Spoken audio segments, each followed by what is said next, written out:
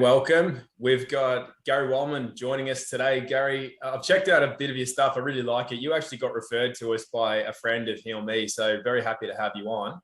For those that don't know you, can you just give us a little bit of a background about who you are and what you do? Is that a question? Yeah. That's a question. Who I am and what I do. Such a good question. The first answer that pops in my mind is obviously the right answer, following trusting intuition. Who I am, as I see myself, as an archaeologist of the soul. And what do I mean by that? I mean by that I've been dedicated my whole life to devotion to motion, the body, the landscape, the performance, what the full self-expression can do through the body. Yet I see all of us, myself included, we're buried in our own landscapes. And so over my life, I've dedicated myself to freeing those layers of physical tension. Underneath that, the emotional stored energy, the self-talk, that keeps all these holding patterns in place for all of us.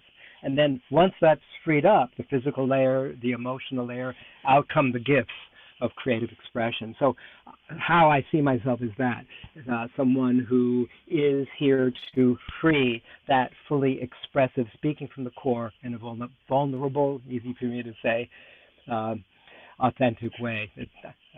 Very body-centered. Who I am and what I am is to free people to bring their message, their voice out into the world through the instrument of the body as they've dreamed possible. How's that for a short, long answer? That's beautiful. Well done. You know, it's funny because at this point in time, we see a lot of people struggling. And one of the things that I see people failing to do is getting into their body. I think one of the things that they've let go of is becoming more embodied in their daily life and daily practice. So they tend to be a lot more scattered and not grounded. And I think finding things more difficult than perhaps necessary. So the topic of today, Gary, is that the issues are in the tissues. If you speak to anybody that's been in physical therapies for a decent amount of time, they'll tell you that the issues are in the tissues, because you mentioned before, underneath that, you got that emotional layer there. So do you just want to give us a little bit of your thoughts on that phrase? And also, let's just start there, because we'll get more into the embodied stuff. So what do you have to say about issues being Well, I have to... Yeah, I love that expression, by the way. Did you come up with that, Tom? No, that's old. I didn't come up with that. It was between you two talking, you and Dave, and I heard that in your conversation. What are we going to call his subject? And it's really a perfect topic, and not just because the issue is in the tissue, in the physicality, in the viscerality of our expression, but it's also where we are, as I see it, bound, and yet bound to release in the body and the mind simultaneously. So the issue in the tissue for me is a very exciting phrase, because I like to speak in rhyme. And I find it actually even more effective when doing powerful work with people to be able to take well-meaning shifts in the self-talk and to phrase it in easy-to-remember short sentences that are rhyming. So issue, tissue, very powerful stuff. And from the beginning of my getting into this work, I'll be 70 in a month, since 20. I've been doing this work for 50 years. I've been watching everywhere, all around the world, we're all the same.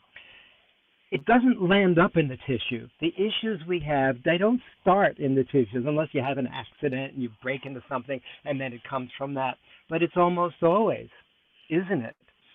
The way that we hold the story, the older I get, the elder I get, the wiser I get, the more it's about the story we tell ourselves about whatever happened or whatever we imagine can happen or whatever we're fighting from happening again. And that issue becomes physical. In the realm of understanding metaphysics, and I've been doing transformational body therapy for 50 years and understanding that the way that this comes down from spirit is we may have an experience that we make a decision about in our mind, spiritual, mental, emotional, the neck, the main etheric center that has to do with decisions we made about that experience. For example, a good example would be this. Let's say you have parents, All of us have had parents alive at one time. Mine are deceased at this stage. But all parents, even the most well-meaning parents, the children get hurt, get wounded. Not because the parents wanted to or they were bad parents. It's part of growing up to rebel against, to have something to push up against, to have a sense of individuation from what happened before. So in my case, good to be transparent and personal. Let's see. So my mom and dad, they were very well-meaning and wonderful, wonderful parents. And in their own way, they gave me the best schooling, went to the best camps. I became a great athlete and scholar. However, they had an idea that they wanted me to fit. You see what I'm doing? That's right, in a certain box, exactly. And I couldn't fit whatever I tried. I was a champion springboard diver. I became a court jester. I was wild, and I couldn't fit into the boxes. And so I made a decision. Yes, indeed. I made a decision that in some ways I wasn't good enough. Many of us have had that decision. And that has also then become a physical in the tissue experience, because in many of us who believe I'm not good enough, I can't perform for my parents, can't fit into this role, or that girlfriend, or my wife, or my sister, my lover, my dog, whatever you're attempting to please. And then this whole area, as I see it in the body, let's keep talking about embodiment here. The upper torso is the area where we fully receive inspiration. However, if we have a belief, as I did, as I'm still working it through, as many of us still do, that I'm not enough, I would be deliberately not breathing in enough, not receiving enough emotional support, financial support, whatever, even inspiration, because I have a decision that I'm not enough. But by stretching the tissues of the body while implanting new self-talk in rhyme at the same time, the issue unravels. And the words, for example, I fully receive, take a deep breath in, everybody, okay, what I most strongly desire, deserve, and decree. So that increases the widening in this area around the chest and heart. If we do that while the muscles are being stretched, implanting the self-talk, then the issue in the tissue transforms to a new story, a new glory. Am I making sense? Am I making sense? Yeah. Good. Matter of fact, that's a very important expression that I wanted to say. I didn't say it glibly, even though it sounded like I was saying it glibly. The more I, you, we, any one of us, with our tremendous wisdom, knowledge, intelligence that we've had in our specific specialty, can multi-sensorize it, speak so people can hear it, see it, feel it, taste it, smell it, touch it, whatever allows that new phrase, or it's safe for me to fully receive, I'm a nut, whatever it is, to match a physicality, a viscerality, then something magical happens. Then the issue is no longer in the tissue. We've transformed our relationship to our bodies, our relationships, our communication, our creativity, and our giving back to humanity. So what I was just saying is, it makes more sense. Everything makes more sense when we multi-sensorize a simple communication so it's not stuck up in the head. We reach as many of the senses as possible. So tell me what you're getting from what I'm saying. Yeah, well, it's a matter of becoming a lot more self-aware as well. And what I'm interested in your opinion on is that it seems like when you said, it's if we've had parents that are slightly different to us, it gives us something to kind of push against, and it gives us a sense of who we are based on some of the challenges or the resistance that we might have in those relationships. And then when you said that when we are able to unravel some of those issues, we get to experience an unfurling and perhaps maybe a gift that wouldn't have been there had we not had the issue to be able to move through. So exactly. When I was growing up, again, my parents had some very strong ideas about how they wanted me to fit into a certain mold. I could never fit into that mold. And when I didn't fit into that mold, they wondered, what did we do wrong? Our son, the court jester, how did you do this? He gave us the best schooling, this and that. And so I have now become, in the feeling that I was never heard by my parents, a presentation coach with a somatic focus, because it turned around. My parents actually kept the knowledge from me that my great-great-grandfather played clarinet for the Tsar in Russia, and his brother was an artist. I had no idea about this stuff till my early 30s because my parents wanted to keep away from my consciousness that I would do anything other than being a thinking head. That's what they brought me up to be. And I'm so much more than that, as we all are. And so I'm now helping to free people from being buried inside their own landscape. The wound became a gift. Exactly. Okay. And so when we're talking about, can you give a personal example, either for yourself or people that you've worked with, of Sure. what it really looks like for somebody to recognize an issue that is stored, and the process of actually becoming aware of it and then moving through it? Like, what does that look like for somebody to actually move through an issue and then for it to be released from the tissues? It's a great question, as you always ask great questions, Tom. And I knew sooner or later I would offer this particular ritual, this particular exercise I'm about to share with you all.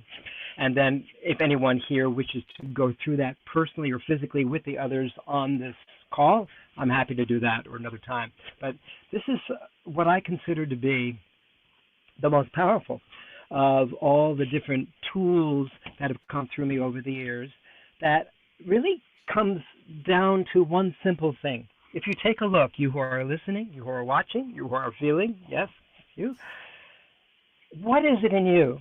Don't have to answer, but go living in this question for a minute. What is it in you that's holding back your full magnificence, your full expression, your full honoring of the gifts that may have been in your own ancestry, or you never even recognize it because you've been too busy taking care of the family or being a good home provider, whatever it might be, you've been too busy to really go into the depths. However, let's say you recognize, we're going to focus on this again, let's say you recognize that you've been holding back, let's say, ever since an event happened. Mom hit you, father ignored you, kids scoffed you, someone threw a rock in your face. It could be anything, right? But we all have our version of feeling rejected, of feeling that we have to pull back because we're not in our own way good enough to share our true magnificence and gifts. So picture that, whatever that is for you who are listening, okay?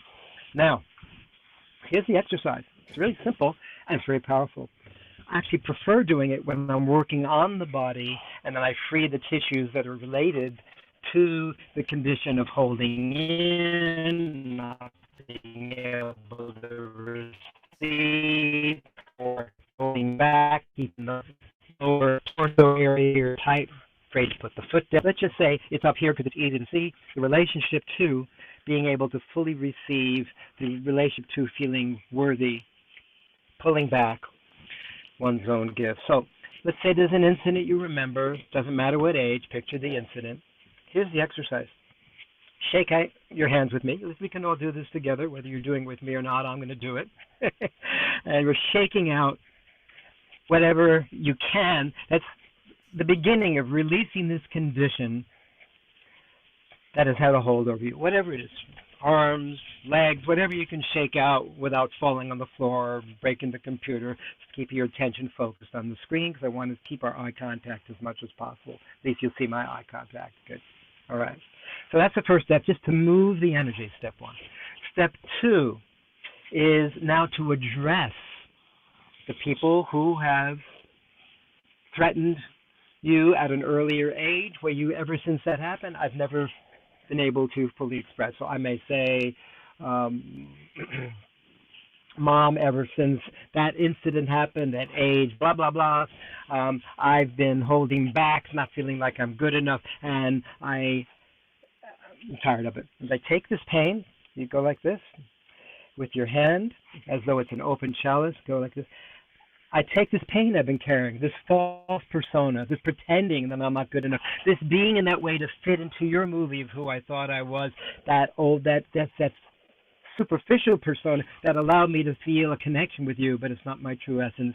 I take this pain I've been carrying all these years, all my relationships, all the ways I've been holding back society from myself. And this is the powerful part. Ready? Let's do this together. I'll say it first, then do it after me. I take this pain, I wad it up into an ugly ball. Just imagine that. Good, good. And I send it. I send it back to the source with strength. The whole body saying this, saying that. I send it back to the source. Your whole body getting into it. So it's not just the words. It's the full emotionality, moving it through the system. I send it, this old pattern no longer serves, back to where it came. Okay. And then, reaching your arms up in the air, take a deep breath in. Fresh inspiration, filling the heart. Each full breath, sunrise, fresh start. Long exhale, picture waters falling, letting go the old, all the way through. And simply saying, or notice myself saying, because I'm modeling this exercise, I have just sent this past pattern of pulling back my gifts, blah, blah, blah, blah, blah, blah, somewhere else to play. Today, for me, is a new day. And then the most important part, hip, hip, hooray! I do that because the velocity of ridiculosity carries great momentum. So that's a very swift, may seem even a bit silly exercise. It's very powerful because it takes what was threatening one and turns into this quite fun ritual. Suddenly you've taken a stand of command in your land to what has been pulling you back all these years. You stood up to it, and it no longer is in your way. Then the gifts come out almost immediately and dramatically. Does that make sense, what I just said? Yeah. I love what you said as well. It's not you said it's not like a mind thing. It's not just something you think, because it's in here. So if you do hold yourself back, do you ever see that, Gary? Do you ever see people think, oh, that's silly, or I'll feel silly doing that? And does that stop them from being able to release what's in the body? Is it really important to be able to get into that and to let it go and to not worry about what you look like, what you sound like, what people might think? Again, a series of great questions. Yes, no. There's a way through that. The only way to get through a skid is through going with the skid rather than trying to avoid it. So it's very interesting. One time, I remember I was working with a world-famous speaker in New Zealand who I just had a feeling, I met him on by Yellow Pages ad, I just had a sense he might appreciate coming to a session. He was going to be full of himself or open to growth. He was very open to growth. And when I had a chance to actually see him presenting his challenge where he felt held back, it was very interesting what happened. He was presenting to a room, but instead of speaking, he was shouting. You know how some people, they feel like to be heard, they have to do something strange with their... He was shouting. I had a chance to do a bit of a private session with him after. What are you shouting to that group of 100 people? Those poor people, they're interested in your hypnosis workshop. Why were you shouting at them? And I just paused. Having had a lot of psychodramatic training and knowing what was going to come next, he said, oh my God, I've been shouting at my father my whole life. He never listened to me. That's what I'm doing. No wonder people can't hear me. I'm shouting. And he began to cry. And there was a softening and a tenderness that came through. So the realization, at first it may seem very difficult. If someone says, oh, it's hard, it's silly. Another good story is, short story, another world-renowned public speaker, he was here in Australia. It was at the first National Speakers Association of Australia. I think it was their first international presenter. And there was a man, I can say his name, he's passed away, beautiful soul. Jack Hohen was his name. Very dignified man, tall, stately, statesmanlike. And he, very similar to what you just asked me, had his opportunity to do what I do best, which is what are you ready to let go of that's keeping you from fully being authentic, engaging, impactful, effective with your audience. And he turned to this audience and said, you're my peers. You know, I could have a lot of people put me on a pedestal and I could fool them. And I could fool them with my age, my stage of life, my dignity, my worth. But you're my peers, you see right through me.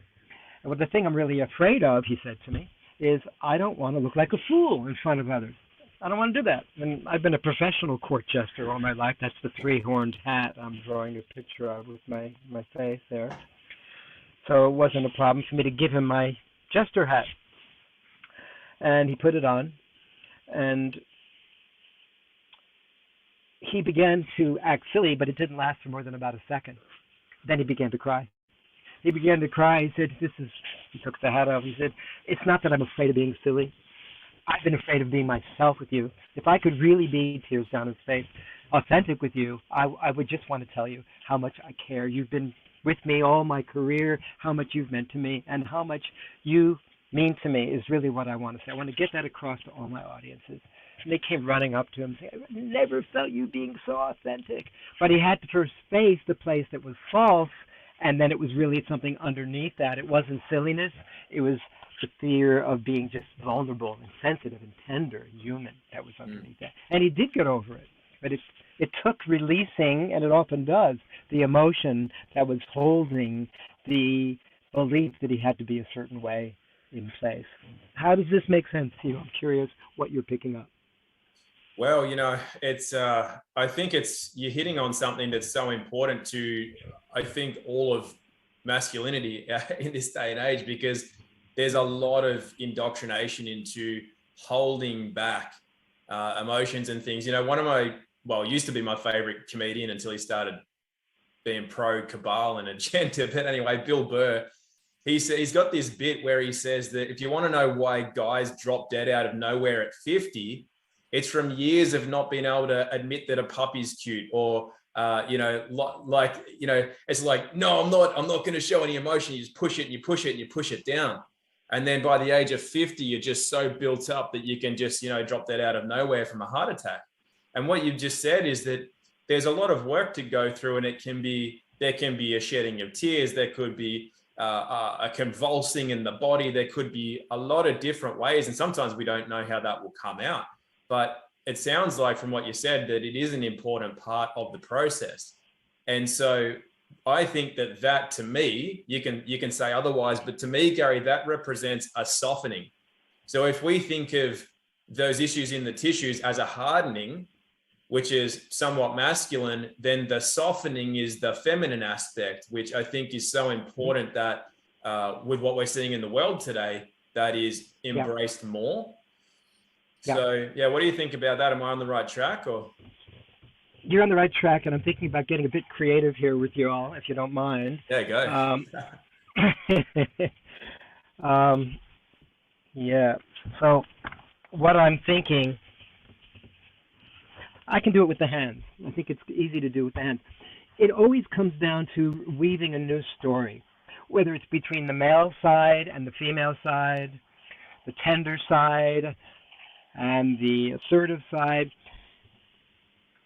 to renegotiate the way that we can communicate effectively. I find that it's really powerful to actually, whether it's on one hand, this is my left hand over here, there's a sense that my vulnerability is my strength. That's speaking from a place of honoring that female, nurturing, self-reflective, taking care of self side. But that's not enough. This one, the right side, the male, the traditionally male, the assertive. I was born in New York City, firstborn male, Jewish, all of this fiery energy, and yet I never felt at home in that. I felt like, I'm a bat out of hell. I can't turn off this fire. So I've been attracted all my life to more sensitive, gentle places to balance off this huge fieriness that I have. So imagine yourself having two sides that are in conflict. Let's call it the assertive side and the soft side. You said soft, so soft and hard, or you get my drift. Mm-hmm. And if there were a conversation, see if you can do this by yourself, because it's very powerful. Even better when you're having the body worked on, because there's more of a sense of sensations parading and pageanting through. Watch this. I want to have more of a voice. I'm the left side. And you, right side, you've been taking over. You've been domineering. You've been conquering. You've been pushing. You've been assertive. I'm tired of it. I feel like I need more of a place here. We're here together. We're attached to the same guy, but you're taking over all the time. I need you to soften a little bit. Allow me to show you my sensitivity, and then you can play more. Really? Well, I never told you, but I'm a bit tired of feeling I have to be the dominant one. I don't like it at all. Tell you what, if I become a little bit more relaxed and playful, and you become a little bit more assertive, we could actually achieve even more. Yeah, and I'd enjoy living with you rather than feel like you're the hard ass. Okay, all right. Yeah, let's find a way to work together. So it's a very simple, I like to play with puppets. I'm doing this with the hands. If you in your own way can do that, on the one hand this, on the other hand that, this one needs this or this to be added, deleted, or changed to be more in harmony with you, and I can give you this in return. And then they move together, whether it's the hands touching or something, again, that's embodied, that takes the words out of your brain and physicalizes it, visceralizes it. So the problem, the challenge dissolves by somatizing it in this way, connecting the mind, the body, and the spirit. Now, how is that helpful to you in any way? Yeah, that's good. It's a very simple way to be able to to work with it, because for a lot of people it's an abstract thing to try to contextualize. So that, I think that's good. And one of the things that you just said in there was to rewrite the story. And something that I've seen in your some of your videos, which I've been familiar with in other ways, and I'd love for you to expand on it. One of the simple things that I saw you present was that we could take the same words that we would normally have in our internal dialogue and rearrange them. And the example that you gave is a typical expression we all say. We say, I have to do this. That's right. We always say that. I have to go to the shops. I have to do the bills. I have to do this. I have to do that. And you said, instead of saying, I have to do this, you said, rephrase it, I have this to do. And therefore, it becomes a sacred thing. It becomes a gift. It becomes something that we could celebrate rather than, oh, I've got to do this. So could you just talk to us a bit about that, please, Gary, and also maybe some other examples? Yes, exactly. How powerful is the use of well-intentioned and placed words. When we say, I have to do this, it adds a sense of urgency, of fear, of anger, of tremendous, extreme intensity of emotion. However, if you say, I have this to do, it shifts the focus from being that urgency to having it, which puts us in a place of being able to be more the witness, so we can move it up and down and all around. I want to play with the words here for a bit, because not just the changing the order of the words, but actually the use of words and gestures themselves. I find that most humans, even some of the best speakers and presenters, some of whom I've met or coached and worked with, they have a wonderful storytelling ability, but there's something missing. And that's often, I do this a lot with my hands because I just like using my hands, and I feel it helps me connect better with you.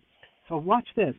If you who are watching, listening, feeling, were to go into what 3 key words would match in sensation the key strengths you have before you even open your mouth, whether it's in your specialty, at home, your creative gifts, your compassion, your humanitarian bent, whatever that might be, what would those 3 key words be that match a gesture at the same time, that you can begin to include the gesture more so you make more sense even when you're not using words? So, for example, I use these 3 keywords quite a lot because I practice this exercise. So I would say, I'm creative, and I'll do something like this with my hands.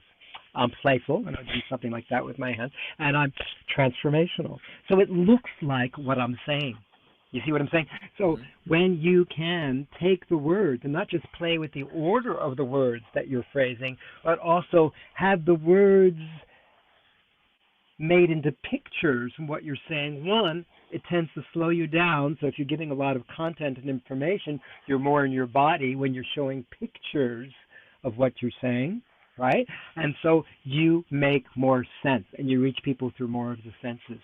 So I slightly twisted your question around from saying it's not just the order of the words, but it's also how you visceralize, physicalize, make pictures of the words, particularly with your hands, fingers, and your whole body, so you're able to have people understand what you're saying, from the way your body moves and takes a stand.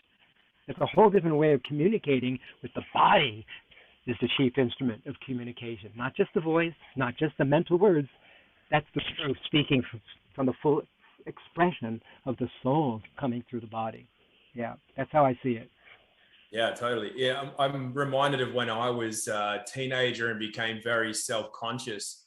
A lot of trauma and things to work through, but when I used to walk, I wouldn't even swing my arms at some points. I'd be so like rigid. And you see it a lot when people talk. Sometimes people, when they're either over analytical of what they're saying or they fear speaking their truth, there's almost no gesture in the body, right? So you can see straight away where the trauma is, because they're not like you're everywhere.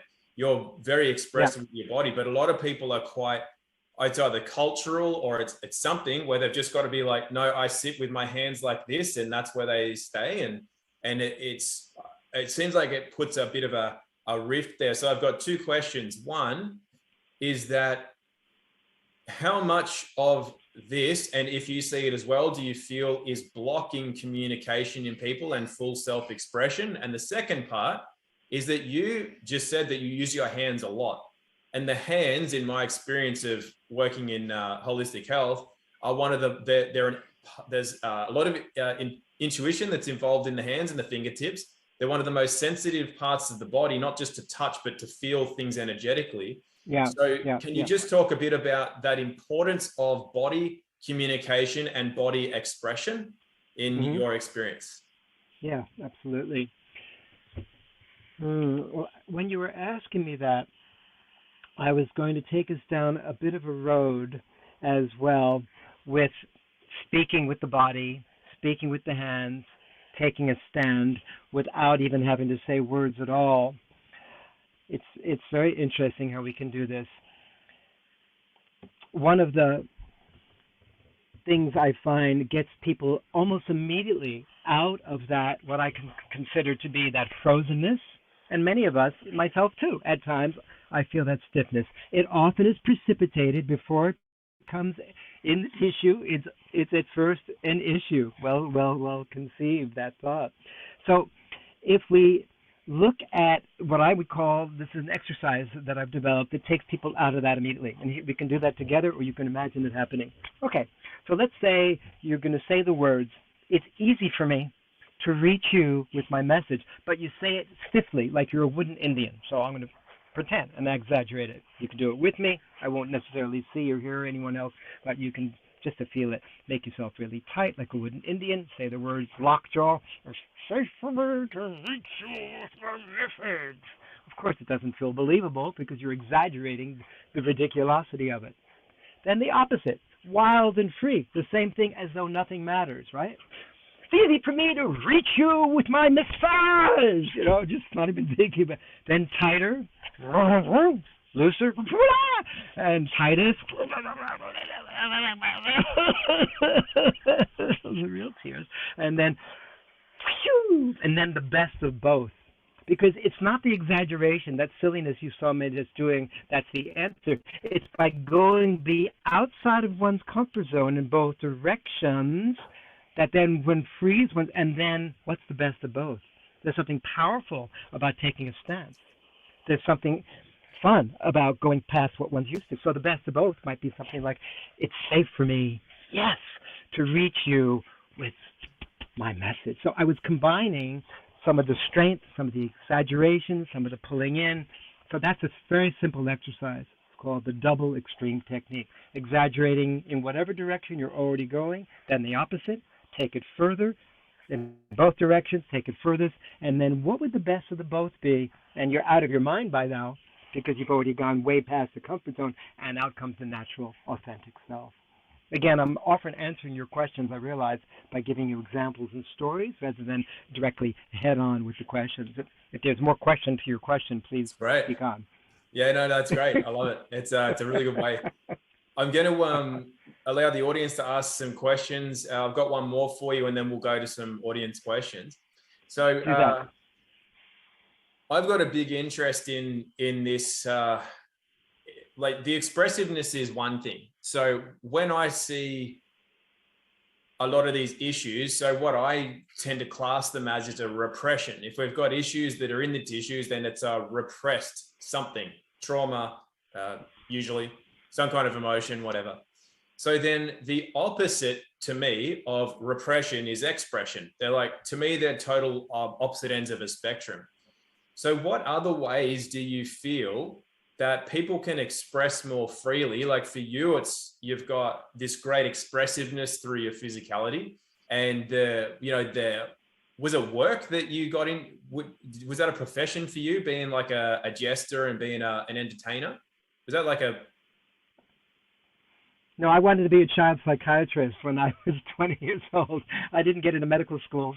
And then when I moved from East Coast of the U.S. to the West Coast, I fell into all of these body therapies and expressive arts and became a court jester. I didn't even try. Out came all this creativity when I received a lot of this very deep tissue body therapy, Reiki work, bioenergetics, that whole polarity, all of that.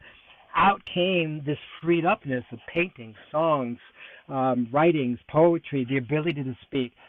And then that was when I made a decision. It was my mid-20s that we all must be like this. We must all be buried within our own landscapes in our own unique way. I wasn't always this way. I was a tight kind of a repressed, performer, producer, good kid. I was a good student.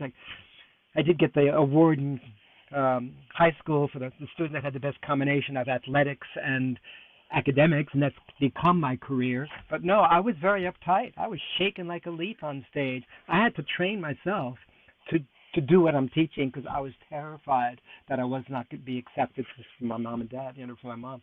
So no, these things I feel it's like stepping up and allowing the vulnerability, the perfect imperfection to be the fuel that ignites moving forward with phrases like this, Tom.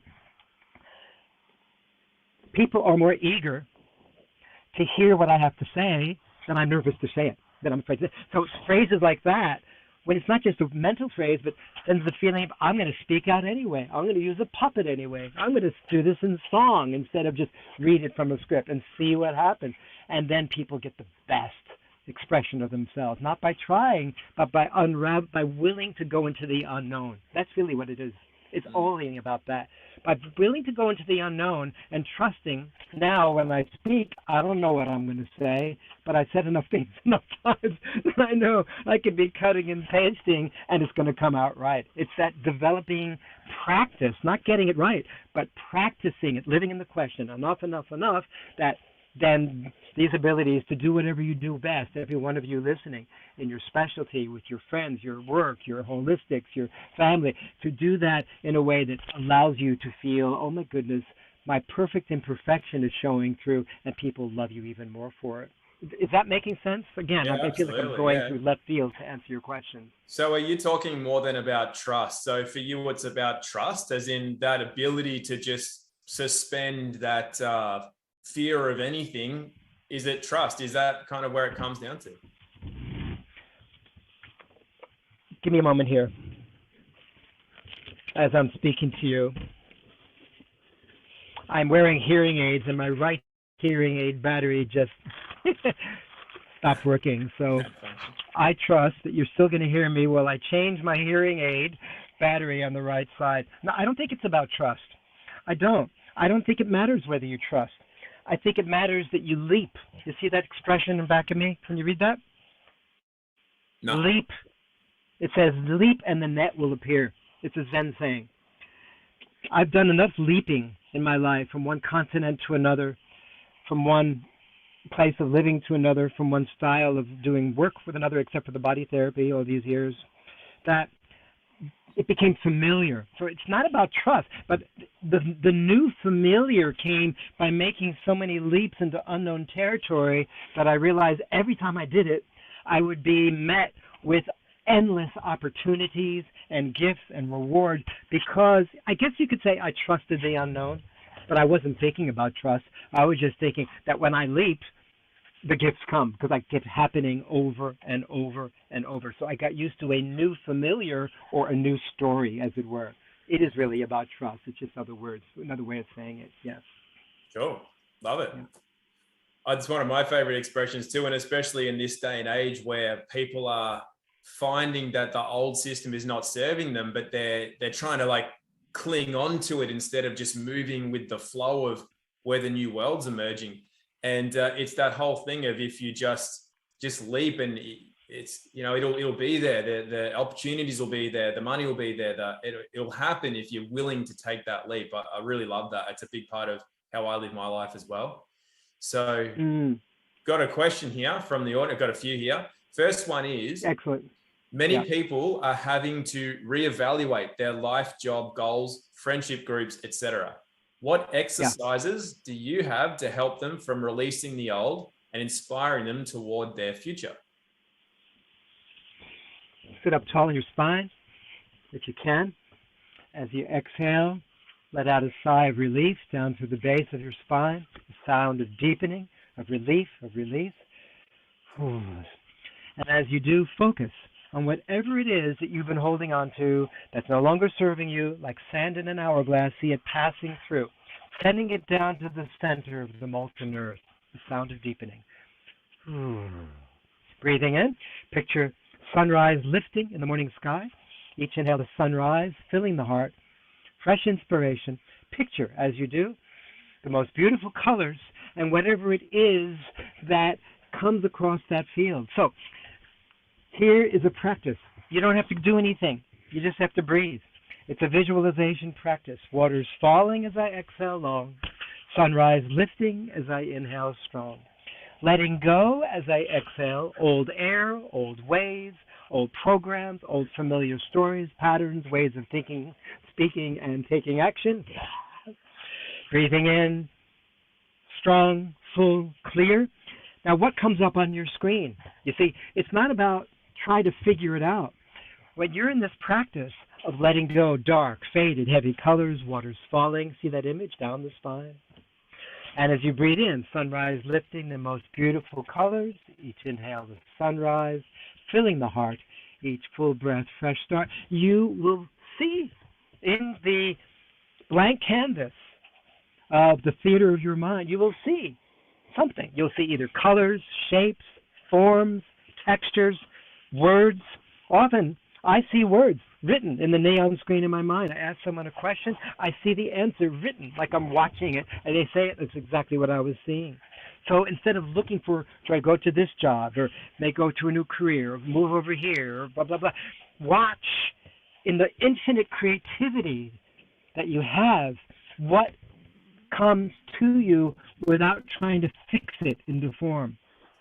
Chagall, one of the most prolific artists of our time, who's passed away now, a French artist, was known for his joyful colors, his biblical and symbolic imagery, amazing gifts of wisdom that came through his paintings.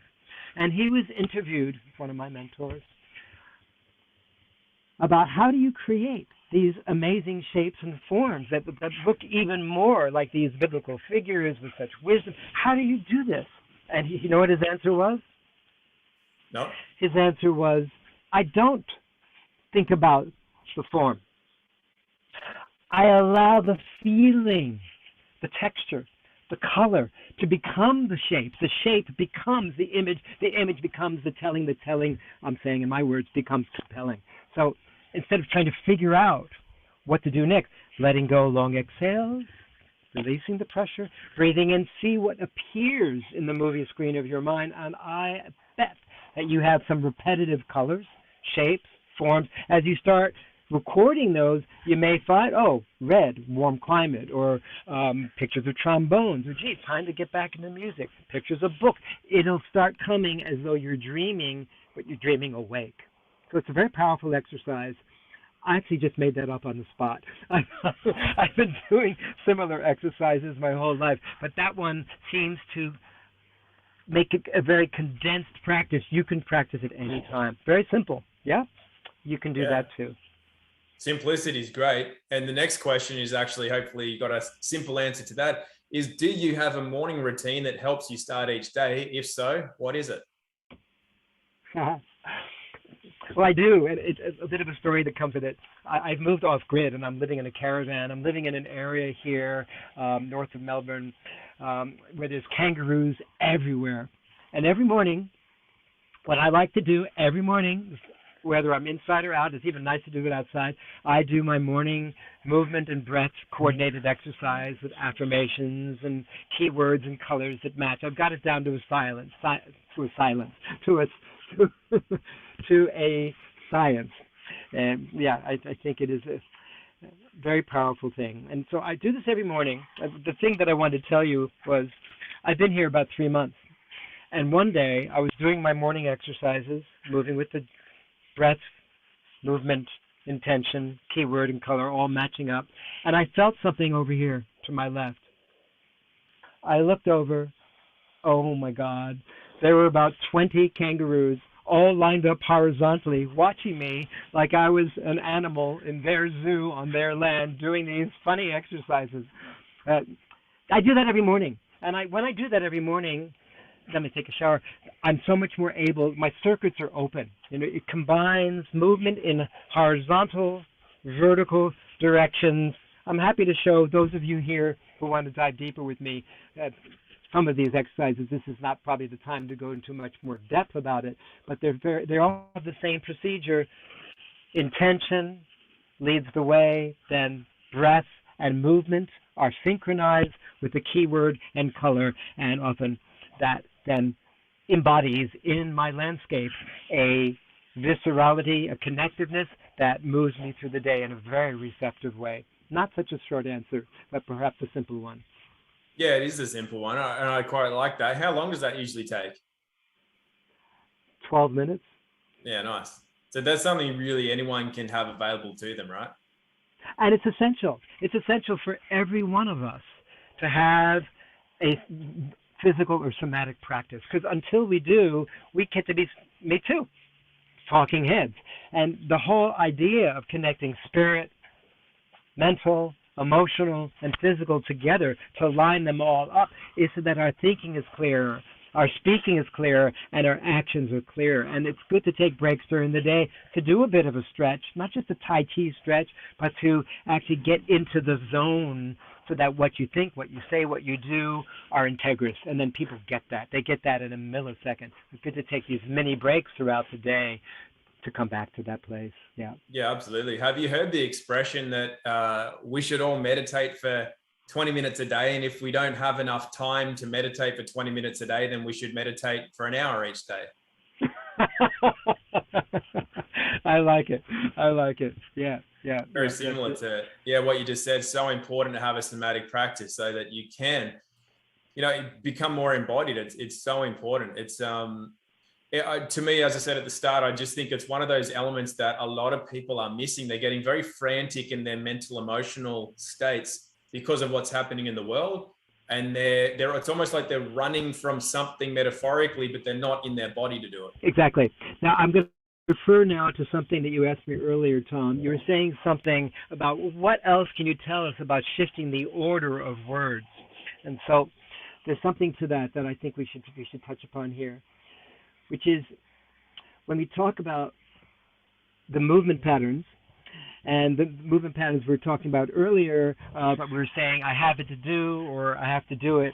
We can do the same thing in our thinking patterns by shifting how we move forward in the day. So instead of saying, oh, I'm doing better every day, or every day I do my meditation, no. Let's change it to this, moment to moment. Whoever can think about a whole day at a time? All we have are moments. So forget about doing it better every day and being in your head about what I'm going to do tomorrow and this and that and all the things and COVID this and lockdown that. No. In this moment, I choose to be in my body. In this moment, I can practice all the things that allow me to move forward in a good way.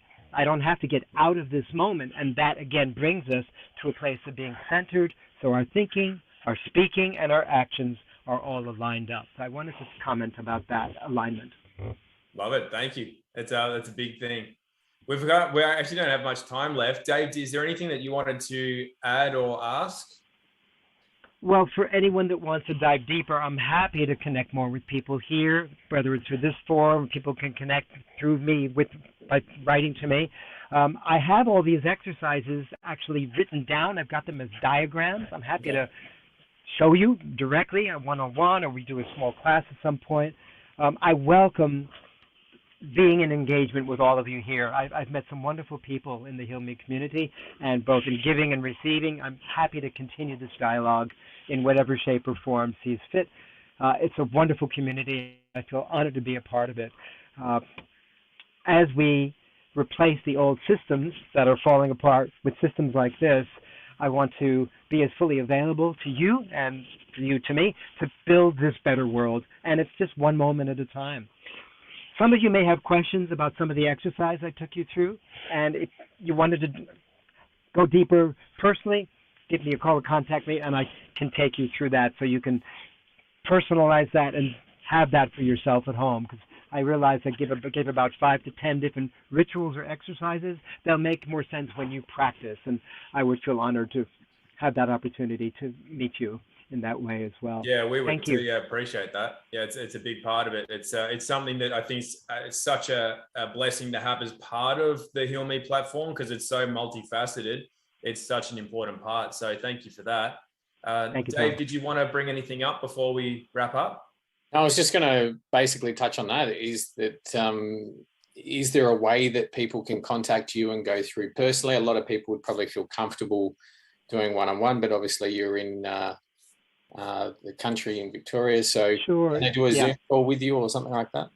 Yeah, well, you can reach me through my websites, which are my name, GaryWollman.com, and the spelling should be in front of you there. There you can see the spelling. The other is mypresentationdoctor, spelled out, .com. That's got a lot of videos, a lot of what we've done here today. There's like hundreds of videos there. I have a Facebook page too called My Presentation Doctor. I don't use Facebook much anymore, but that's another way. And yeah, I'm happy to offer a complimentary session to each of the people here, 20 minutes or so, to actually take you with a Zoom session so you can record it and have the result you can take home and actually practice later. That would be very powerful. So you can reach me, Gary Wollman at protonmail.com would be good. That's another way to reach me. And of course, I have a phone number. You can find all that through the websites or by connecting through Tom or Dave. Yeah. Gary, that's an amazing offer to put out to the community. And what I'd love to sort of reiterate to the rest of the community is that's more of what we're trying to establish here. And people need to personally think about what they've got to offer and to how to help get us to that area in the world that we want to be. And so, the more people that think that way, it will come back around. We've got to get out of this thinking that you have to trade in this way or you have to do it in this way. And we have to start thinking about, bringing our skills forward, whatever that is, and just helping. And just because we want to help, and then, just by being open to doing that, then good things will come back around. So, we're in this world that, is very much you pay, I give, that type of thing, but opening it up and having different relationships and thinking about what you've got to offer the community is really powerful. Awesome. It's an honor. Look, that was a great call. Thank you. Thank you very much, Gary. So, and I totally agree. Thank you very much, Tom. Second what Dave said, not only appreciate your experience and what you bring, but your willingness to share, and that's a beautiful thing. So thank you again. Most welcome. I'm sure we'll chat again anyway. There's more to talk about. Is there more? There's more to talk about. I'm sure we'll talk. We just started. This is where it all begins. That's how I like to finish all my sessions. This is how it all begins. Love it. All right. Thanks everyone for joining. Catch you next time.